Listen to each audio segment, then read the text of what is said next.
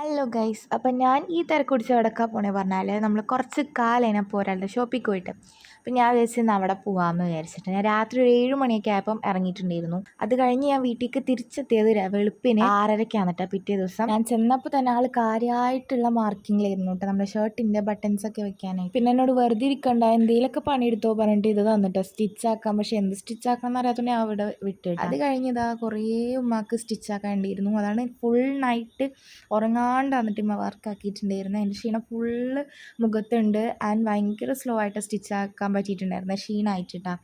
പിന്നെ കുറച്ച് നേരം ബോറടിച്ചപ്പം ഞാൻ പുറത്തിറങ്ങി അപ്പുറത്തെ ഷോപ്പിൽ എന്തൊക്കെ സാധനങ്ങളുണ്ട് എന്നൊക്കെ നോക്കി. പിന്നെ ഞാൻ അതിൻ്റെ ഇടയിൽ കുറച്ച് നേരമൊക്കെ ഉറങ്ങി, പിന്നെ നെട്ടി എണീറ്റ് പിന്നെ ഉറങ്ങി. അങ്ങനെ ഇരുന്നു കേട്ടോ. അതാണ് എൻ്റെ കണ്ണൊക്കെ നല്ലോണം ചുമന്നിരിക്കുന്നുണ്ട്. പിന്നെയും കുറേ നേരം ഞാൻ പോസ്റ്റ് ആയിട്ട് അവിടെ അപ്പോഴത്തേക്ക് ഒരു ജോഡി യൂണിഫോം സെറ്റ് ആക്കിയിട്ടുണ്ടായിരുന്നു കേട്ടോ ഇമ്മ. പിന്നെ ഞാൻ ഉമ്മ എന്തൊക്കെ ആക്കുന്നുണ്ടെന്നൊക്കെ പുറത്തേക്കൊക്കെ ഇറങ്ങി ഇങ്ങനെ കുറച്ച് നേരമൊക്കെ നോക്കി നിന്ന്. അത് കഴിഞ്ഞ് പിന്നെ അകത്തേറി കുറച്ച് നേരം കിടന്നുറങ്ങിയിട്ടാ. പിന്നെ ഞാൻ നീറ്റപ്പം സമയം ഒരു 4:30 ആയിരുന്നു. അപ്പോഴത്തേക്കും ഒരു പാൻറ് കൂടി സ്റ്റിച്ച് ആക്കി കഴിഞ്ഞിട്ടുണ്ടായിരുന്നു കേട്ടോ. അത് കഴിഞ്ഞ് പിന്നെ അടുത്ത ജോഡി യൂണിഫോം സെറ്റ് ആക്കാന്ന് കേട്ടാ.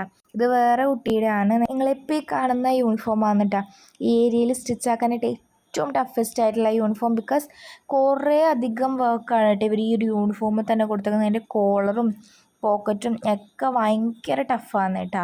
പിന്നെ ഞാൻ നോക്കുമ്പം സമയം ഏകദേശം ഒരു 5:30 ആയിക്കണ്ട കേട്ടോ. അപ്പോൾ ഞാൻ നോക്കുമ്പോൾ കുറേ പേരിങ്ങനെ നടക്കാനൊക്കെ ഇറങ്ങുന്നുണ്ട്. അപ്പം ഞാൻ വിചാരിച്ച് ഞാൻ നടക്കാൻ ഇറങ്ങാൻ എങ്ങാനും സ്ലിമ്മൊക്കെ ആയാലാന്ന് വിചാരിച്ച് നടക്കാൻ ഇറങ്ങി.